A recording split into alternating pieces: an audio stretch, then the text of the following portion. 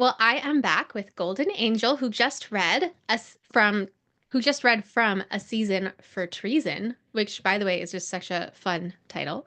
Yeah, I love my alliterations. So, there are a couple of things from the specific sample that you read that I want to ask about. First of all, I love the concept that the series is following these debutantes who are spies, and that the wallflower, which is a perceived weakness, is actually her superpower.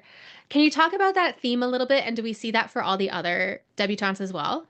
Absolutely. So basically, the idea behind this series, I had an idea for a lady spy, and I really wanted to write that. And it when I started really thinking about this series, I decided that my lady spy, she is the niece to the spy master for the crown. Her uncle and her cousins raised her, and they want her to be like a regular debutante, and she wants to be a spy. So she's constantly just kind of like butting into their business, basically, and they're always trying to keep her out of it.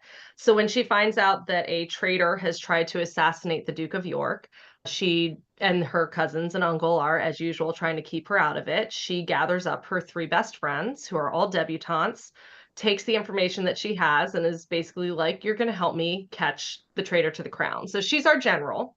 Mary is the wallflower, so she's like the one who blends in, the one who overhears the gossip. Josie is the honeypot. She's the diamond of the first water. She's blonde, she's beautiful, she's bubbly. Everyone assumes she has no brains. And also, when you need a distraction, she's perfect for that because she walks into a room and everybody's eyes go straight to her.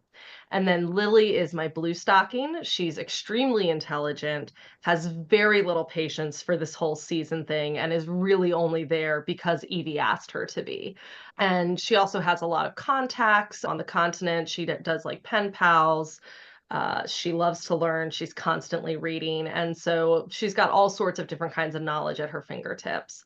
And I think one of my favorite things is that I did Josie's story, which is the second book, is an oops, I married the wrong brother. So she's been in love with one of Evie's cousins for years, Joseph, but Joseph falls in love with this debutante named Miss Bliss.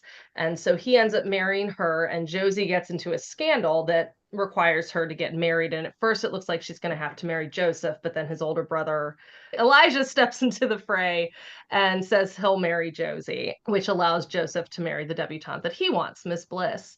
And poor Miss Bliss is kind of the typical debutante, and so she gets left out of everything. First of all, no one's telling her anything that's going on until the danger starts becoming too much that everyone needs to be informed that things are getting dangerous and you need to be safe. But her superpower is that she is the typical debutante, and she really helps them out later in one of the books because she has all of the families memorized. She knows who all the eligible young men are. She knows who the families are, who they're connected to. She keeps track of the invitations. She keeps track of the events that they're invited to. She keeps track of who's probably going to show up to those events.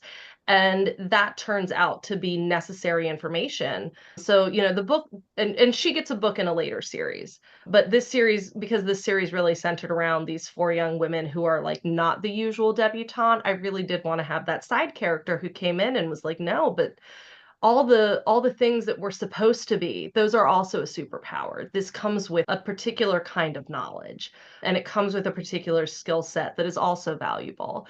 So yeah, I mean, this really was a series very much centered around the women, the power that women could have, even in a society that by and large didn't give them much power. They really had to work within confine, they like work within boundaries, work within confines that were set on them by society, and especially at the level of rank that they held, they were even more confined. And so these four step out of it and fight against it, and Miss Bliss is there in the middle of it going, well, I also have something to offer. So Yeah, I love that. I love that it's balancing out the like, pick me, I'm not like other girls. Like, actually, Mhm. all kinds of girls are great. Yes. Yeah. Yes. And they make a great group of friends. That was the other thing is I love writing groups of friends. I love writing groups of supportive women. And the fact that I could write a whole series about a girl group that's just trying desperately to hunt down a traitor to the crown, but they keep getting caught in scandals that require them to get married to men who like to spank them is just like that's everything.